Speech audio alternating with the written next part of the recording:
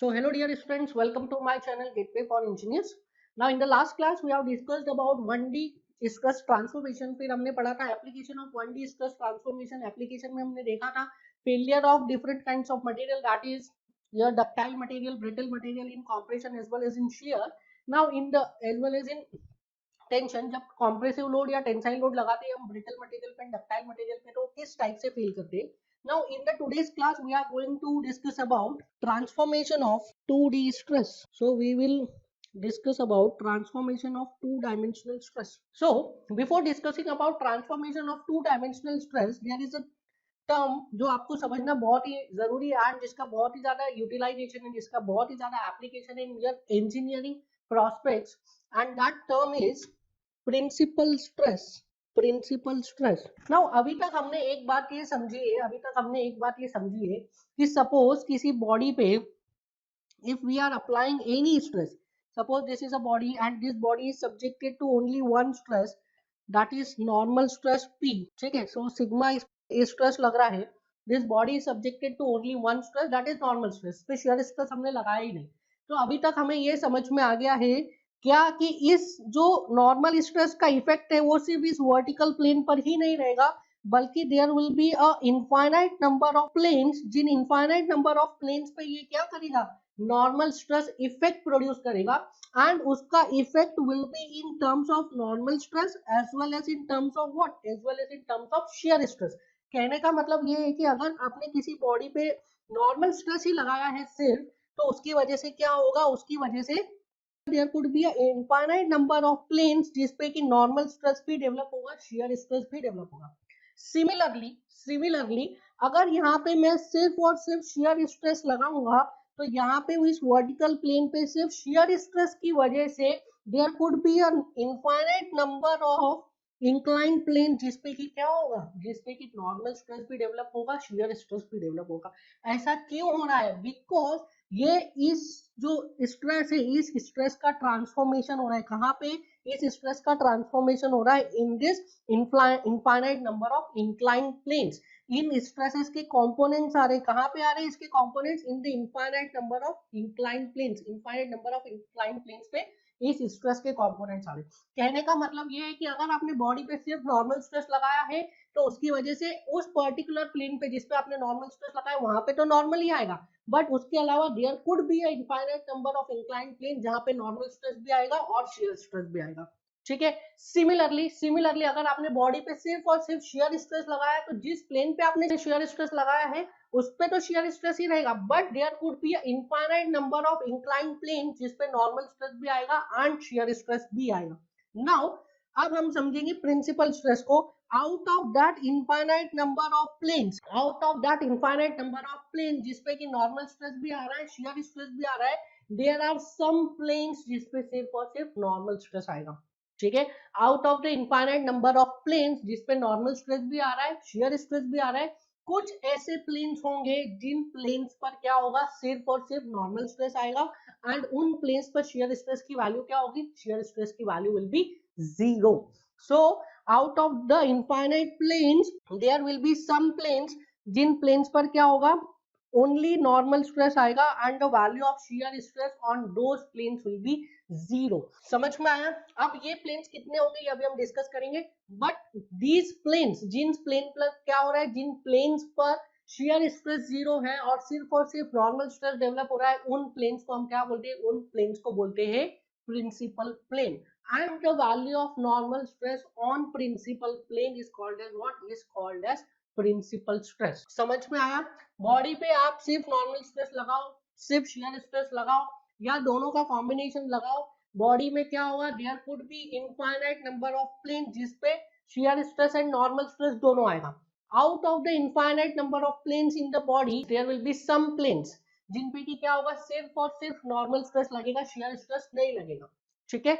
आप बॉडी पे सिर्फ शियर स्ट्रेस लगाओ या सिर्फ नॉर्मल स्ट्रेस लगाओ या शियर स्ट्रेस नॉर्मल स्ट्रेस का कॉम्बिनेशन लगाओ, इनफाइनाइट नंबर ऑफ प्लेन्स होंगे जिसपे कि शियर स्ट्रेस और नॉर्मल स्ट्रेस डेवलप होगा. Out of that infinite number of planes कुछ प्लेन्स ऐसे होंगे जिसपे क्या है, कुछ प्लेन्स पे सिर्फ और सिर्फ नॉर्मल स्ट्रेस डेवलप होगा. ठीक है. एंड दोस प्लेन जिसपे सिर्फ और सिर्फ नॉर्मल स्ट्रेस डेवलप हो रहा है, उन प्लेन्स को हम क्या बोलते हैं, उन प्लेन्स को हम बोलते हैं principal plane, and the value of normal stress on the principal plane is called as what? Principal stress. समझ में आया? Now in the case of 2D loading, in the case of 2D or you can say planar, in the case of 2D there are two number of principal planes, दो principal planes होते हैं, मतलब दो ऐसे planes होंगे in the case of 2D जहाँ पे सिर्फ और सिर्फ normal stress आएगा, कोई shear stress नहीं आएगा. Similarly in the case of 3D there will be three number of planes जहाँ पे सिर्फ और सिर्फ normal stress आएगा, कोई shear stress नहीं आएगा. So out of the infinite number of planes जिसपे कि normal stress shear stress का combination आ रहा है, कुछ ऐसे planes है जिसपे सिर्फ और सिर्फ normal stress आ रहा है. अब हम इनको इतनी इंपॉर्टेंस क्यों दे रहे हैं? ठीक है, इनफाइनाइट नंबर ऑफ प्लेन्स है, सब में नॉर्मल स्ट्रेस शेयर स्ट्रेस आ रहा है, कोई एक दो प्लेन हो गया जिसपे शेयर स्ट्रेस जीरो हो गया, तो उसको इतना इंपॉर्टेंस देने की क्या जरूरत है? Why it is so important? Because जिस प्लेन पर शेयर स्ट्रेस की वैल्यू जीरो होती है उस प्लेन पर जो नॉर्मल स्ट्रेस है वो या तो मैक्सिमम होता है या तो मिनिमम होता है. समझ में आया? जिस प्लेन पर शेयर स्ट्रेस की वैल्यू जीरो होगी उस प्लेन पर नॉर्मल स्ट्रेस या तो मैक्सिमम होगा या तो मिनिमम होगा. इसलिए ये प्रिंसिपल प्लेन का इतना इंपॉर्टेंस है, इसलिए ये प्रिंसिपल स्ट्रेस का इतना इंपॉर्टेंस है. समझ में आया? बॉडी में आप नॉर्मल स्ट्रेस लगाओ या शेयर स्ट्रेस लगाओ, बॉडी में there will be infinite number of planes जिसपे कि नॉर्मल स्ट्रेस भी आएगा, शेयर स्ट्रेस भी आएगा. Out of that infinite number of planes there will be some planes जिसपे क्या होगा? सिर्फ और सिर्फ नॉर्मल स्ट्रेस आएगा. नाउ ये जो नॉर्मल स्ट्रेस आ रहा है, जिन प्लेन पे शेयर स्ट्रेस जीरो है, सिर्फ और सिर्फ नॉर्मल स्ट्रेस आ रहा है, उन प्लेन्स को हम क्या बोलेंगे? उन प्लेन्स को हम बोलेंगे principal planes. And the value of normal stress on the principal plane is called as what? Is called as principal stress. And why this principal stress is so important? Because ये जो principal stress है, these are maximum और minimum normal stress. Now अगर 2D की बात करेंगे तो 2D में तो समझ में आता है कि एक दो principal plane है तो दो principal stress होंगे, एक maximum होगा एक minimum होगा, ठीक है. But what about 3D? So 3D में क्या होता है? 3D में तीन प्रिंसिपल प्लेन्स होते हैं और तीन प्रिंसिपल स्ट्रेसेस होते हैं, एक मैक्सिमम होता है, एक मिनिमम होता है और एक इंटरमीडिएट होता है. सो इंपॉर्टेंस किसका रहता है? इंपॉर्टेंस हमेशा मैक्सिमम का रहता है, क्योंकि उस मैक्सिमम नॉर्मल स्ट्रेस के बेसिस पे we have to design the structure और मैक्सिमम शियर स्ट्रेस के बेसिस पे we have to design the structure. उसके लिए हम अभी आगे देखेंगे कैसे डिजाइन करते हैं. बट अभी तक हमें ये समझ में आ गया कि प्रिंसिपल प्लेन वो प्लेन है जिसपे क्या है? शेयर स्ट्रेस जीरो है, सिर्फ और सिर्फ नॉर्मल स्ट्रेस है. एंड प्रिंसिपल प्लेन पे जो नॉर्मल स्ट्रेस की वैल्यू उसको हम क्या बोल रहे हैं? Principal stress. सो क्या मैं ऐसा बोल सकता हूँ कि principal stress is normal stress? Principal stress क्या है? नॉर्मल स्ट्रेस है. कहां पर है? Which act on the plane of zero shear stress. ठीक है. So principal stress is the normal stress और वो कहां पे एक्ट कर रहा है? उस प्लेन पर एक्ट कर रहा है जिस प्लेन पर शेयर स्ट्रेस की वैल्यू क्या है? जिस प्लेन पर शेयर स्ट्रेस की वैल्यू जीरो है. So please write out of the infinite planes over which combination of normal stress and shear stress develops, there are some planes over which the value of shear stress is zero. The plane at which shear stress is zero and only normal stress exists, that plane is called as principal plane. The value of normal stress on principal plane is called as principal stress. ठीक है, समझ में आया? The value of normal stress on principal plane is called as what? Is called as principal stress. अब कोई आपसे पूछेगा what is principal stress, तो आप उसको इतनी लंबी कहानी तो नहीं बताओगे ना कि इनफाइनाइट नंबर ऑफ प्लेन्स है जिसपे नॉर्मल स्ट्रेस भी आ रहा है, शेयर स्ट्रेस भी आ रहा है, उसमें से कुछ प्लेन्स है जिसपे कि सिर्फ और सिर्फ नॉर्मल स्ट्रेस आ रहा है, शेयर स्ट्रेस जीरो है. जिस प्लेन पे नॉर्मल स्ट्रेस आ रहा है, शेयर स्ट्रेस जीरो है, उसको क्या बोलते हैं? Principal plane. और उस प्रिंसिपल प्लेन पे नॉर्मल स्ट्रेस की वैल्यू को क्या बोलते हैं? Principal stress. इतना लंबा तो नहीं बताओगे ना. सो फॉर डेफिनेशन क्या बोला जाता है? डेफिनेशन के लिए बोला जाता है, please write, principal stress is normal stress which act on plane of zero shear stress. ठीक है. So principal stress is the normal stress which act on the plane of zero shear stress. ठीक है. Now अभी हम देखेंगे आगे की maximum minimum values क्या होती है. Now in case of 2D, in 2D there will be two principal planes. So one principal stress will be maximum, other will be minimum. In case of 3D, there will be three principal planes. So one principal stress will be maximum, one will be minimum, and third will be in between. So in the case of 3D क्या होगा? एक maximum stress होगी, एक minimum stress होगी, and third will be in between. Now we will move on to, we'll shift to our core topic, that is transformation of 2D stress. So our core topic पे चलते हैं हम, that is transformation of 2D stress. now इसमें लिखिए case number 2. why case number 2? क्योंकि case number 1 तो already पढ़ चुके हैं हम, that is transformation of 1D stress. this is case number 2. इसमें लिखिए normal stress are acting on two perpendicular planes with zero shear stress, and it is required to find normal stress and shear stress on any inclined plane.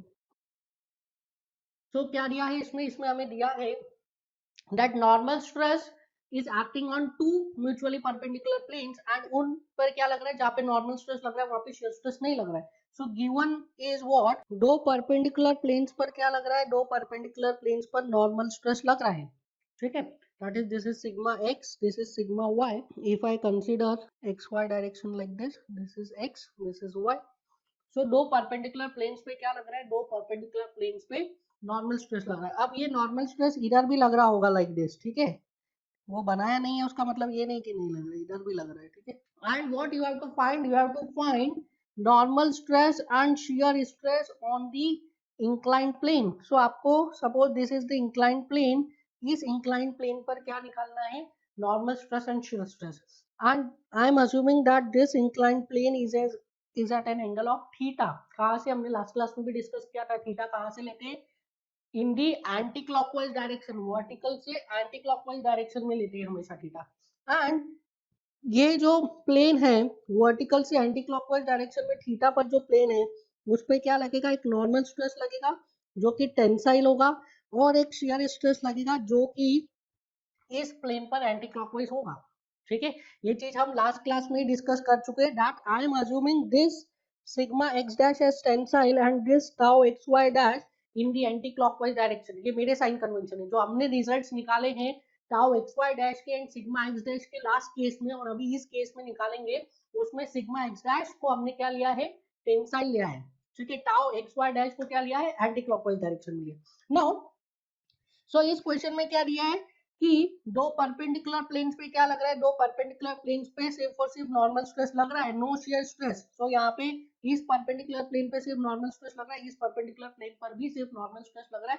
तो हमने अभी पढ़ा था क्या, कि वो प्लेन जिस प्लेन पर सिर्फ नॉर्मल स्ट्रेस लगता है, शियर स्ट्रेस नहीं लगता है, उस प्लेन को हम क्या बोलते हैं, उस प्लेन को प्रिंसिपल प्लेन बोलते हैं. और प्रिंसिपल प्लेन पे नॉर्मल स्ट्रेस क्या होता है, प्रिंसिपल प्लेन पर जो नॉर्मल स्ट्रेस लगता है उसे हम प्रिंसिपल स्ट्रेस बोलते हैं. तो क्या ये sigma x and sigma y are principal stresses. अब यहाँ पे हम 2D का केस देख रहे हैं, दैट मींस दो प्रिंसिपल प्लेन हो सकते हैं, एक पे मैक्सिमम लगेगा, एक पे मिनिमम. सो इनमें से कोई एक मैक्सिमम होगा, कोई एक मिनिमम होगा. ठीक है, that means this sigma x and sigma y are what, this sigma x and sigma y are principal stress. So in this case indirectly principal stress are given. So यहाँ पे आप एक बात और समझ लीजिए, प्रिंसिपल स्ट्रेसेस को हम कैसे डिनोट करते हैं, सिग्मा 1 एंड सिग्मा 2 से. सिग्मा 1 को हम नॉर्मली लेते हैं मैक्सिमम, और सिग्मा 2 इज मिनिमम. ठीक है, so I am assuming that sigma x ज्यादा है, सिग्मा एक्स बड़ा है, सिग्मा वाई छोटा है. तो this is sigma 1, this is sigma 2. सो इस क्वेश्चन में समझ में आया आपको क्या करने के लिए बोल रहा है, इस क्वेश्चन में आपको प्रिंसिपल स्ट्रेसेस को ट्रांसफॉर्म करने के लिए बोल रहा है. क्या बोल रहा है, इस केस में आपको प्रिंसिपल स्ट्रेसेस को ट्रांसफॉर्म करने के लिए बोल रहा है. अब एक स्टूडेंट ने पूछा कि लास्ट केस में भी तो हमें सिर्फ सिग्मा ही दिया था, सिग्मा एक्स उस प्लेन पर, तो कोई शियर स्ट्रेस नहीं लग रहा था. सो लास्ट केस भी था, क्या था, last case was also case of transformation of principal stress. जो लास्ट केस हमने देखा था 1D वाला, that was also a transformation of principal stress. 1D में हमेशा आपको स्ट्रेस देगा, तो that would be a transformation of principal stress only, क्योंकि 1D में शेयर स्ट्रेस लग नहीं सकता, हम ये डिस्कस कर चुके हैं, शेयर स्ट्रेस 2D या 3D में ही लगता है. सो 1D स्ट्रेस के केस में there will be only and only principal stress का ट्रांसफॉर्मेशन ही होगा.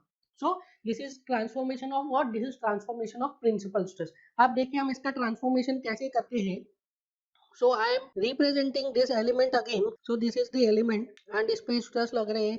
This is sigma 1 and यहाँ पे stress लग रहा है. This is sigma 2 and there is an inclined plane like this and this inclined plane is at an angle of how much, theta. ठीक है, so मैं इसका नेमिंग कर देता हूँ. This is A, this is point B, this is point C. I am assuming कि ये जो inclined planes पर due to the effect of due to the effect of sigma 1 and sigma 2 incline plane पर जो stress लगेगा, one will be normal like this, so this is what, this is sigma x dash, and other will be tangential like this will be tau xy dash. Now again मैं repeat कर रहा हूँ कि what sign conventions we are following, जो भी हम formula derive कर रहे हैं उसमें हम क्या ले रहे हैं, जो कि गिवन स्ट्रेस है सिग्मा एक्स सिग्मा वाई या sigma 1 sigma 2 that are tensile. अगर आपको क्वेश्चन में कॉम्प्रेसिव देगा तो सिग्मा 1 की वैल्यू आप क्या रखोगे, माइनस। जो हम इंक्लाइंड प्लेन ले रहे हैं, that inclined plane is in anti clockwise direction, vertical से एंटी क्लॉकवाइज थीटा पर है। अगर आपको हॉरिजॉन्टल से थीटा देता है तो आप पहले कन्वर्ट करोगे वर्टिकल से एंटी क्लॉकवाइज थीटा में, उसके बाद आप थीटा की वैल्यू रखोगे। थीटा अगर आपको वर्टिकल से क्लॉकवाइज दे रहा है तो आप उसको कन्वर्ट करोगे इन एंटी क्लॉकवाइज डायरेक्शन, उसके बाद थीटा रखोगे सभी फॉर्मूले में।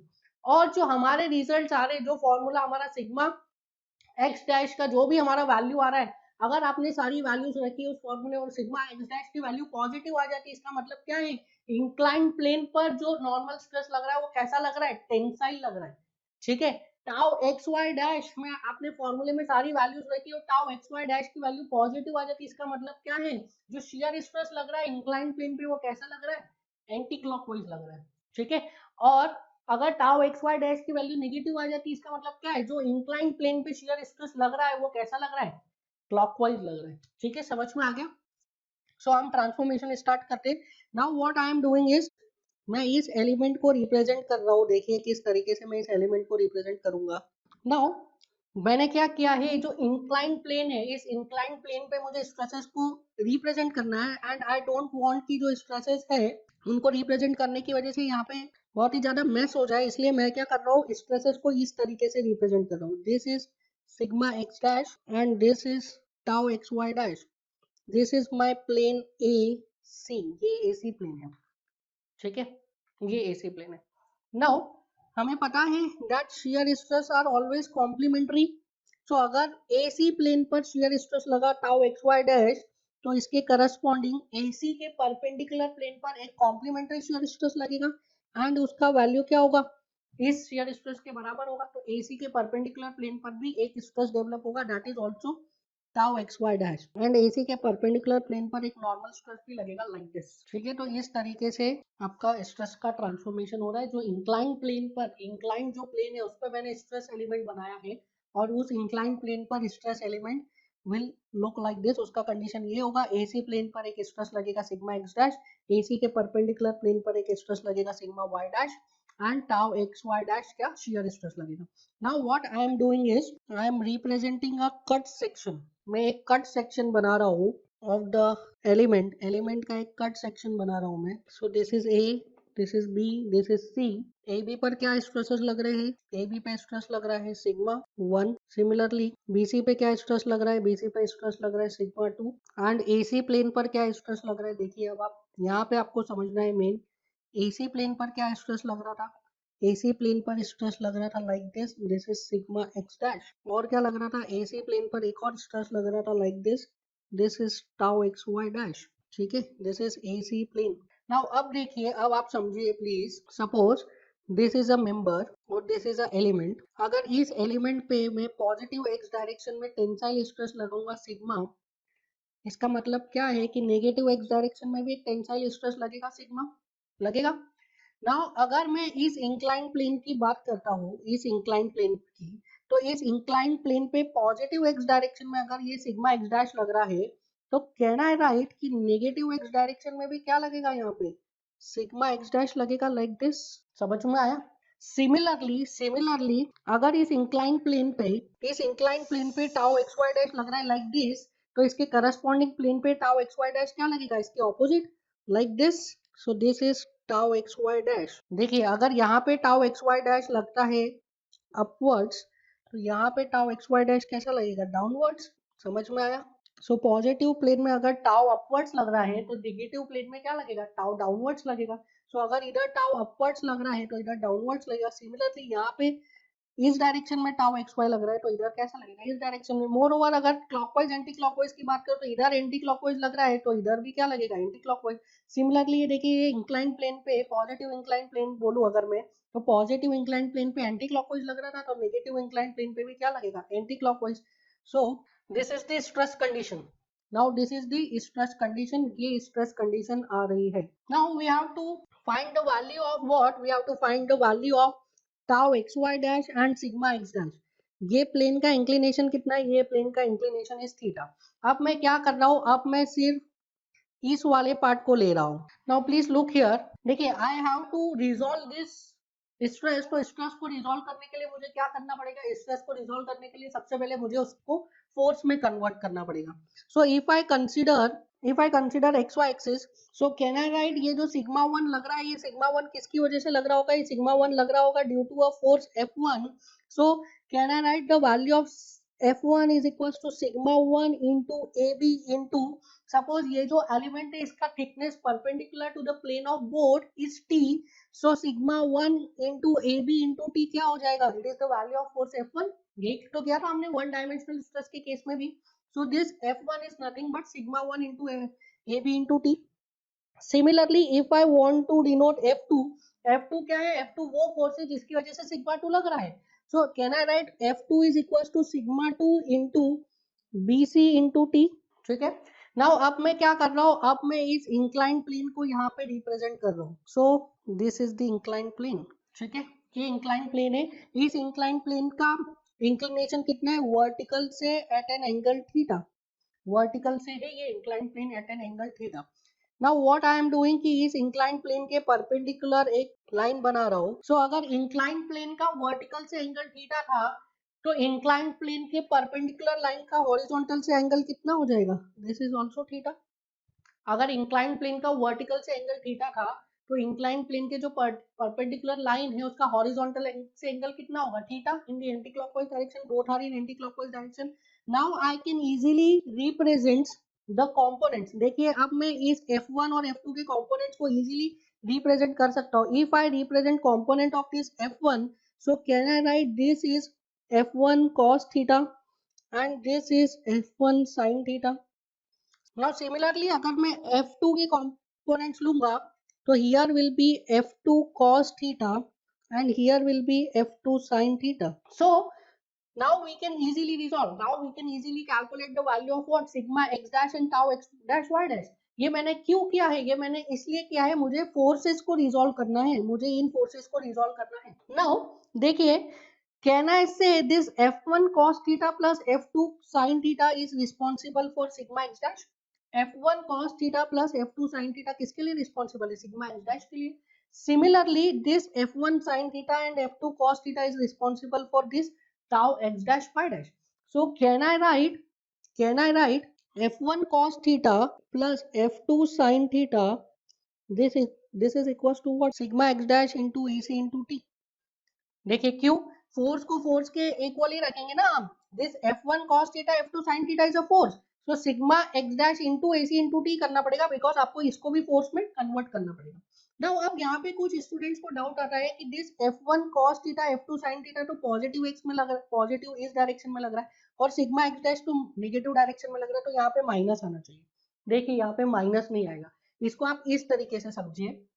देखिए this element is in state of static equilibrium, ये element state of static equilibrium में. So can I write force equilibrium along this direction is zero. देखिए if a material, if a body is in state of static equilibrium, तो ऐसा जरूरी नहीं है कि x और वाई डायरेक्शन के अलोंग आप फोर्स इक्विलिब्रियम जीरो लिख सकते हैं. किसी भी डायरेक्शन के अलोंग आप फोर्स इक्विलिब्रियम जीरो लिख सकते हैं. So force equilibrium along this direction is equal to zero हम लिख सकते हैं. सो अलोंग दिस डायरेक्शन में क्या कर रहा हूँ, फोर्स इक्विलिब्रियम लिख रहा हूँ. तो जब अलोंग दिस डायरेक्शन आप force equilibrium equal to zero लिखोगे, so what you will get, F1 cos theta plus F2 sin theta minus sigma x dash into AC into T equals to zero. So वही मैंने लिखा है, F1 cos theta plus F2 sin theta minus equals to zero लिख दो, या equals to sigma x dash into AC into.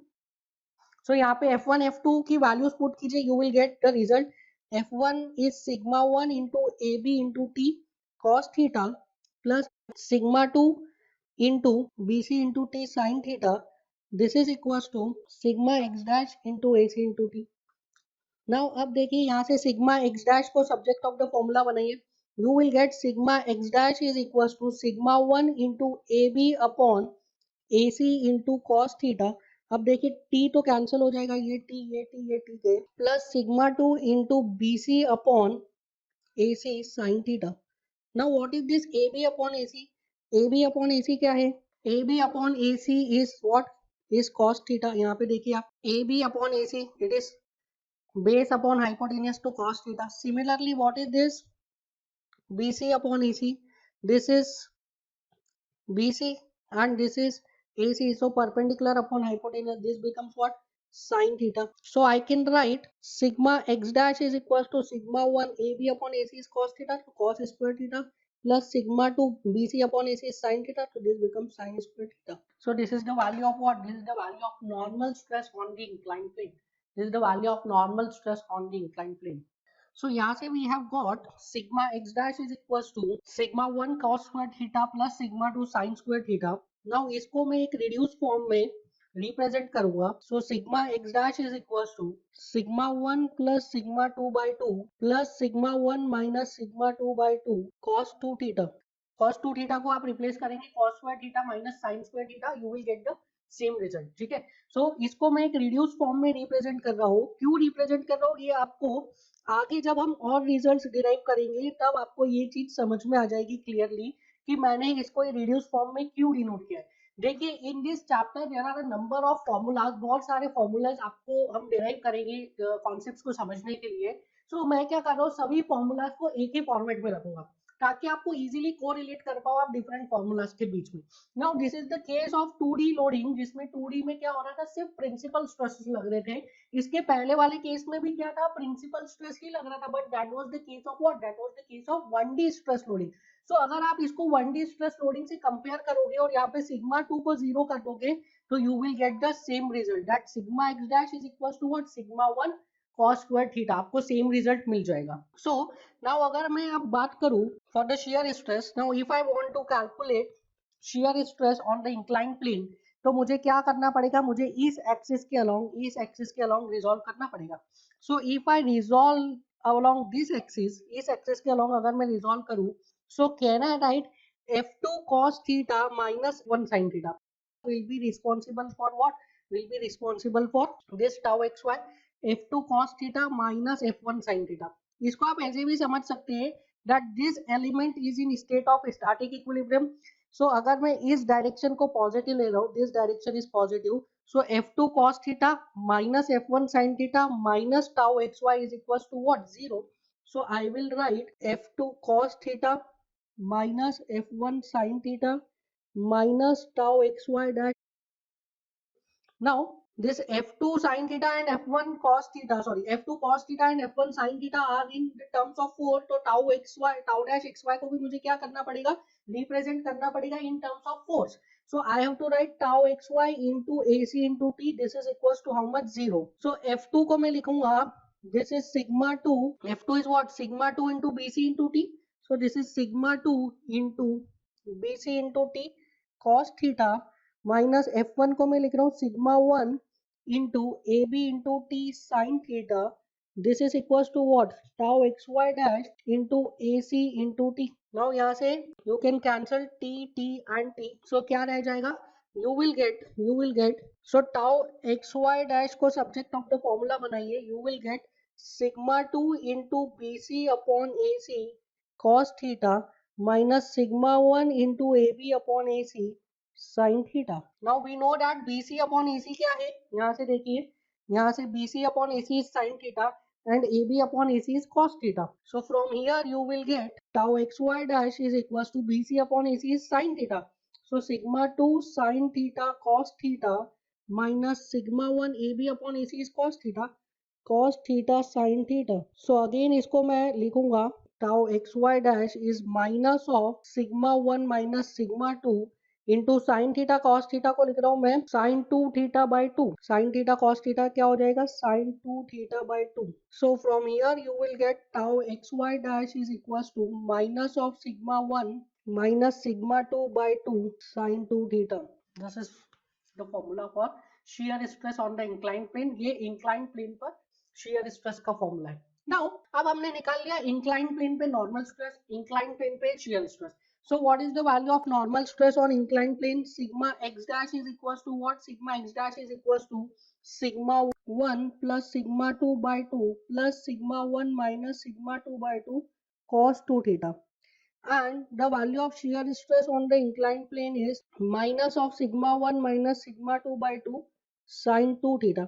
Now ये equation क्या represent कर रहा है, ये इक्वेशंस बेसिकली क्या रिप्रेजेंट कर रही है, ये इक्वेशंस रिप्रेजेंट कर रही है the value of normal stress and the shear stress on the inclined plane. कौन सा inclined plane? On the infinite number of inclined planes. देखिए आप यहाँ पे थीटा की अलग अलग वैल्यू रखते जाइए. देखिए सिग्मा 1 सिग्मा 2 तो क्या है, सिग्मा 1 सिग्मा 2 तो अप्लाइड स्ट्रेस है, पर आप अलग अलग इंक्लाइन प्लेन्स के लिए क्या करेंगे, अलग अलग इंक्लाइन प्लेन्स के लिए थीटा की वैल्यू को चेंज करते जाएंगे. जैसे जैसे आप थीटा की वैल्यू को चेंज करते जाएंगे तो अलग अलग इंक्लाइन प्लेन्स पे आपको क्या मिलता जाएगा, normal stress and shear stress.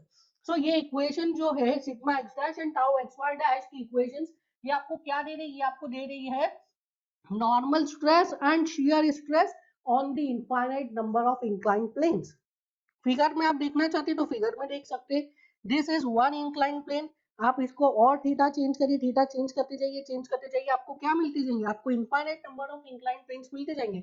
और इन infinite number of incline planes के करस्पॉन्डिंग आप अलग अलग वैल्यू ऑफ थीटा रखते जाइए इन इक्वेशन में, तो आपको मिलता जाएगा अलग अलग प्लेन्स पर shear stress and normal stress. Now ये अलग अलग इनफाइनाइट प्लेन्स पे शियर स्ट्रेस नॉर्मल स्ट्रेस निकाल के अब करना क्या चाहते हैं, हमें क्या मतलब है कि इनफाइनाइट प्लेन्स पे अलग अलग शियर स्ट्रेस नॉर्मल स्ट्रेस लग रहे हैं, हमें उनसे क्या मतलब है. हम डिजाइन तो किसी एक स्ट्रेस के लिए करेंगे ना. सो किस स्ट्रेस के लिए आप डिजाइन करते हो, आप डिजाइन करते हो फॉर द क्रिटिकल स्ट्रेस और you will say for the maximum stress. तो ये जो इतना सारा हमने डेरिवेशन किया है infinite number of inclined planes पे, हमने जो स्ट्रेसेस निकाले हैं, क्यों निकाले हैं, because we want to calculate the value of maximum stress for the critical stress. तो हमारा पर्पस क्या है ये पूरी की पूरी एक्सरसाइज करने का, what is our aim, we want to calculate maximum value of normal stress and we want to calculate maximum value of shear stress. समझ में आया कि ये जो पूरा प्रोसीजर किया है ये क्यों किया है, क्योंकि हमें मैक्सिमम वैल्यू निकालनी थी किसकी, नॉर्मल स्ट्रेस की and shear stress. Now in this case, इस पर्टिकुलर केस की बात कर रहा हूं, इन दिस पर्टिकुलर केस हमने पढ़ा था व्हाट इज प्रिंसिपल स्ट्रेस. क्या होता है principal stress, principal stress is the stress which act on the plane of zero shear stress. जिस प्लेन पर शियर स्ट्रेस जीरो होता है उस प्लेन पर जो नॉर्मल स्ट्रेस लगता है उसको क्या बोलते हैं, प्रिंसिपल स्ट्रेस बोलते हैं. Now for this case, for this particular case आप मुझे बताइए what is the value of maximum normal stress. What is the value of maximum normal stress, normal stress की मैक्सिमम वैल्यू क्या होगी. देखिए इस केस में नॉर्मल स्ट्रेस की जो मैक्सिमम वैल्यू होगी वो क्या होगी बताइए, that is the applied stress. क्योंकि इस केस में जो स्ट्रेस अप्लाई किए, कौन से स्ट्रेस अप्लाई किए हमने, प्रिंसिपल स्ट्रेस अप्लाई किए हैं. देखिए हमने ये चीज डिस्कस की थी दैट इन दिस केस जो स्ट्रेस अप्लाई किए that are principal stress, because on this plane, ये जो वर्टिकल प्लेन है इस पे नॉर्मल स्ट्रेस क्या है, जीरो. ये जो प्लेन है इस पे नॉर्मल स्ट्रेस क्या है, zero. So this sigma 1 and sigma 2 are nothing but principal stress. So यहाँ पे maximum stress क्या होगा, या तो sigma 1 maximum होगा या तो sigma 2 maximum होगा. So that means in this case हमें maximum normal stress निकालने की जरूरत ही नहीं है. तो अब हम क्या निकालेंगे, अब हम निकालेंगे maximum shear stress. Now we will calculate the value of what, we will calculate the value of maximum shear stress. Now maximum shear stress निकालने से पहले हम ये देखते हैं कि maximum shear stress कौन से प्लेन पर आएगा. ठीक है, तो आप बताइए मैक्सिमम शियर स्ट्रेस निकालना है तो मुझे यहाँ पे थीटा की क्या वैल्यू रखना पड़ेगी जिसके करस्पॉन्डिंग ये टाउ एक्स वाई डैश की वैल्यू जो है मैक्सिमम आएगी. सो अगर साइन 2 थीटा की वैल्यू मैक्सिमम होगी तो टाउ एक्स वाई डैश की वैल्यू मैक्सिमम होगी. तो साइन 2 थीटा मैक्सिमम कहाँ पर होता है, साइन 2 थीटा की मैक्सिमम वैल्यू क्या होती है, इट इज 1. और कहाँ पे होती है, at the angle of 90 degree and 270 degree. So the maximum value of sin 2 theta is 1 और कहाँ पे आती है, at 90 degree and 270 degree. So tau xy dash will be maximum when 2 theta is equals to 90 degree और 270 degree. That means theta कितना हो जाएगा, theta is equals to 45 degree और 135 degree. समझ में आया. So tau xy dash की maximum value कहाँ पे आएगी, at theta equals to 45 degree and theta is equals to 135 degree and the maximum value of tau xy dash that is tau max वो कितनी हो जाएगी, वैल्यू कितनी हो जाएगी. तो sin 2 थीटा की maximum value is 1. sin theta की मैक्सिमम वैल्यू कितनी होती है, 1. sin 2 थीटा की भी मैक्सिमम वैल्यू 1 ही होती है, sin कर्व की मैक्सिमम वैल्यू 1 ही होती है.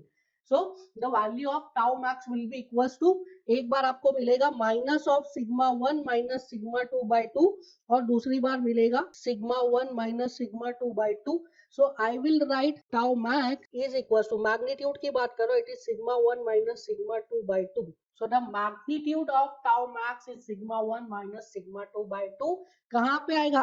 At 45 degree and 135 degree. अब ये 45 डिग्री और 135 डिग्री कहाँ से लिया है ये आपको समझना बहुत जरूरी है.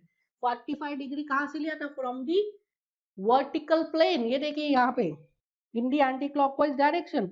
सो ये जो 45 डिग्री लिया है वो कहाँ से लिया आपने? From this vertical plane. इस वर्टिकल प्लेन से एंटी क्लॉकवाइज डायरेक्शन में लिया था.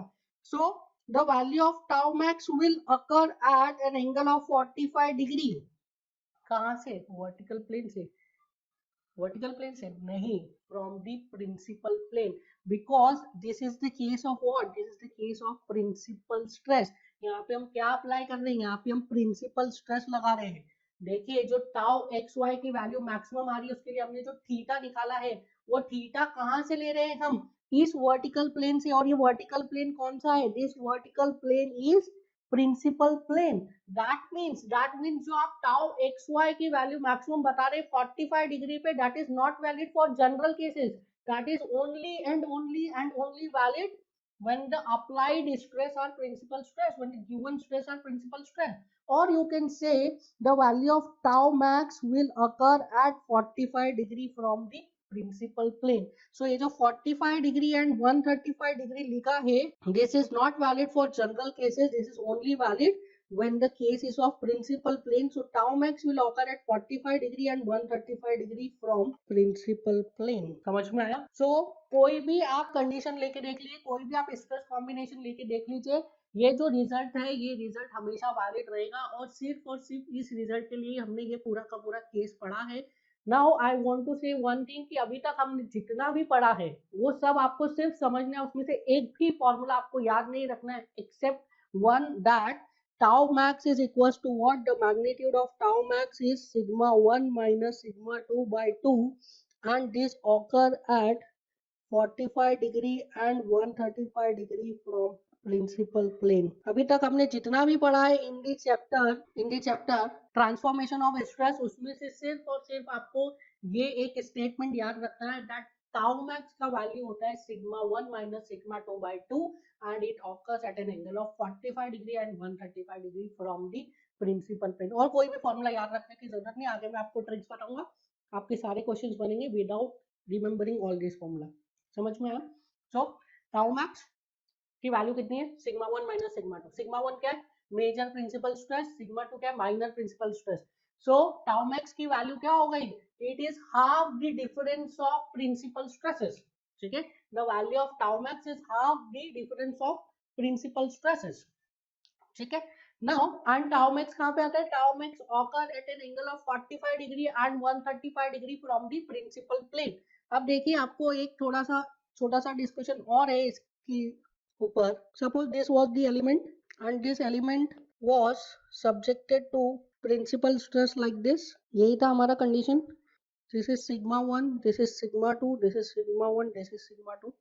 एंड हमने क्या अज्यूम किया था? हमने अज्यूम किया था एक incline plane at an angle theta anticlockwise from the vertical. And इस इंक्लाइन प्लेन पे कैसे स्ट्रेसेस लग रहे थे? इस इंक्लाइन प्लेन पे स्ट्रेसेस लग रहे थे. This was the shear stress, this was the normal stress. ठीक है, tau x y dash and this is sigma x dash. अभी आपको ये कॉपी नहीं करना है, पहले समझ लीजिए. ठीक है. सो इस इंक्लाइन प्लेन पे कैसे स्ट्रेस लग रहे थे? Tau x y dash and sigma x dash. Now जैसे ही मैंने इस थीटा को पुट बनाया 45 डिग्री, मतलब ये जो प्लेन था इसको 45 डिग्री के इंक्लिनेशन पे लेके गया, वैसे ही ये टाउ एक्स वाई डैश क्या हो गया? Tau max. ठीक है. जैसे ही मैंने एंगल को चेंज किया और 45 डिग्री पे लेके गया, मतलब मैंने उस इंक्लाइन प्लेन को फिक्स किया 45 डिग्री पे, जो स्ट्रेस थी शियर स्ट्रेस वो क्या हो गई? मैक्सिमम हो गई. नाउ अब क्या है? अब ये प्लेन फिक्स हो गया है. किस पे फिक्स हो गया? ये प्लेन फिक्स हो गया एट 45 डिग्री. जैसे ही मैंने प्लेन को फिक्स किया वैसे ही मुझे शियर स्ट्रेस की वैल्यू मिली maximum, that is tau max. अब इस प्लेन पे नॉर्मल स्ट्रेस की वैल्यू भी फिक्स हो गई होगी बिकॉज थीटा फिक्स हो गया. तो नॉर्मल स्ट्रेस की वैल्यू क्या है ऑन दिस प्लेन, इस प्लेन पे नॉर्मल स्ट्रेस की वैल्यू अगर आप निकालना चाहते हैं सो पुट कर दीजिए इन दिस इक्वेशन। अगर इस प्लेन पे आपको नॉर्मल स्ट्रेस की वैल्यू निकालना है तो इस इक्वेशन में पुट कर दीजिए थीटा इक्वल्स टू 45 डिग्री। जैसे ही आप इस इक्वेशन में theta equals to 45 degree put करोगे you will get cos 2 theta is how much 2 into 45 that is 90, so cos 90 कितना हो गया, cos 90 will be 0। so normal stress क्या हो जाएगा sigma 1 plus sigma 2 by 2। So जैसे ही आपने यहाँ पे theta equals to 45 degree put किया आपको क्या मिला, sigma normal stress sigma x dash is equals to sigma 1 plus sigma 2 by 2 and shear stress क्या मिला सिग्मा 1 माइनस सिग्मा 2 बाय 2। समझ में आया। So what is this normal stress, this normal stress is the normal stress on the plane of maximum shear stress। समझ में आया। This is the normal stress on the plane of maximum shear stress। जिस plane पर maximum shear stress आ रहा था उस plane पर normal stress क्या आ रहा है सिग्मा 1 प्लस सिग्मा 2 बाय 2। देखिए दोनों स्टेटमेंट्स थोड़े से कंफ्यूज करते हैं। जिस प्लेन पर मैक्सिमम नॉर्मल स्ट्रेस है उस प्लेन पर shear स्ट्रेस कितना है, जिस प्लेन पर मैक्सिमम नॉर्मल स्ट्रेस है उस प्लेन पे shear स्ट्रेस कितना है जीरो। देखिए जिस प्लेन पे मैक्सिमम नॉर्मल स्ट्रेस आएगा वो प्लेन कौन सा है, वो प्लेन प्रिंसिपल प्लेन है और प्रिंसिपल प्लेन पे शियर स्ट्रेस कितना होता है जीरो। सो जिस प्लेन पर मैक्सिमम नॉर्मल स्ट्रेस है उस प्लेन पर शियर स्ट्रेस कितना है जीरो और जिस प्लेन पर मैक्सिमम शियर स्ट्रेस है उस प्लेन पर नॉर्मल स्ट्रेस कितना है sigma 1 plus sigma 2 by 2। That is the average of two principal stress. समझ में आया। जिस प्लेन पर मैक्सिमम नॉर्मल स्ट्रेस लग रहा है उस प्लेन पर शियर स्ट्रेस कितना है जीरो और जिस प्लेन पर मैक्सिमम शियर स्ट्रेस लग रहा है उस प्लेन पर नॉर्मल स्ट्रेस कितना है, उस प्लेन पर normal stress is sigma 1 plus sigma 2 by 2। That is the average of principal stresses. Now एक लास्ट डिस्कशन, हमने बोला था ये जो टाउ मैक्स आ रहा है this tau max is at an angle of 45 degree and 135 degree. So अगर मैं इसको एक्सटेंड करूं लाइक दिस सो वर्टिकल से इसका एंगल कितना है, the angle of this plane from vertical this is 45 degree, this is 45 degree. Now आप ये बताइए जो परपेंडिकुलर प्लेन है this plane is perpendicular to this, ये वाला जो प्लेन है this plane is perpendicular to this. So ये जो परपेंडिकुलर प्लेन है इस परपेंडिकुलर प्लेन पर इस परपेंडिकुलर प्लेन का what is the inclination, can I write it inclination as 135 degree. So अगर ये वाला जो प्लेन है this inclined plane is at an angle of 45 degree तो इस इंक्लाइंड प्लेन के परपेंडिकुलर वाले प्लेन पे कितना एंगल हो गया 135 डिग्री। सो कैन आई से the value of shear stress on this, the value of shear stress on this is also tau max, लिख सकता हूँ। सो हमने तो ये चीज ऑलरेडी पढ़ी है that shear stress on two mutually perpendicular plane are always complementary and complementary shear stress are always equal। ये तो हम ऑलरेडी पढ़ चुके हैं। सो दिस इज व्हाट, ये यहाँ से कॉम्प्लीमेंट्री स्ट्रेस के स्टेटमेंट को भी प्रूव करता है और यहाँ से भी हमारे पास आ जाता है दैट शियर स्ट्रेस मैक्सिमम कहाँ पे होगा at an angle of 45 degree and 130। Last conclusion, इस प्लेन पर भी क्या normal stress sigma 1 plus sigma 2 by 2 होगा, देख लेते। सो एंगल कितना हो गया, आप एंगल इज 135 डिग्री। यहाँ पे आप cos 2 थीटा में थीटा की वैल्यू 135 पुट कर दीजिए, you will get cos 2 into 135 that is cos 270। cos 270 is also 0 so this is 0। Normal stress कितना हो गया sigma 1 plus sigma 2 by 2। Here also normal stress is sigma 1 plus sigma 2 by 2। समझ में आया।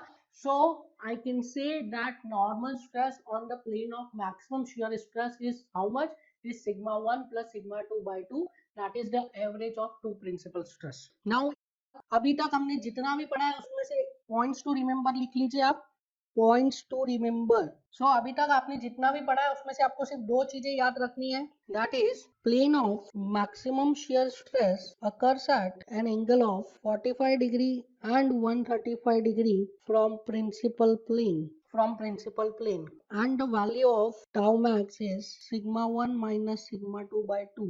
ठीक है, ये आपको याद रखना है फर्स्ट पॉइंट। सेकंड पॉइंट लिखिए, on the plane of maximum shear normal stress is the average of two principal stress, that is sigma x dash on the plane of tau max is equals to sigma 1 plus sigma 2 by 2।